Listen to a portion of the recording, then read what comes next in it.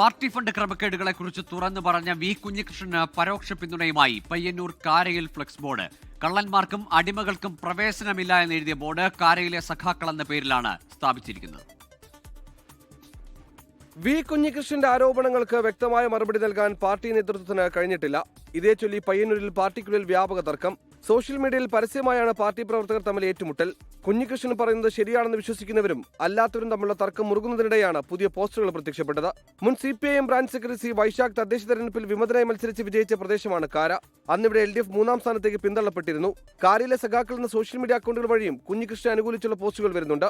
തുടക്കം മുതൽ തന്നെ ഇവർ അദ്ദേഹത്തെ പിന്തുണയ്ക്കുന്ന നിലപാടാണ് സ്വീകരിച്ചിട്ടുള്ളത്. ഫണ്ട് കണക്കുകൾ വ്യക്തമാക്കാത്ത നേതൃത്വത്തിന്റെ നിലപാടിനോട് അണികൾക്കിടയിലുള്ള ശക്തമായ അമർഷമാണ് ഇതിലൂടെ പുറത്തുവരുന്നത്. 24 കണ്ണൂർ.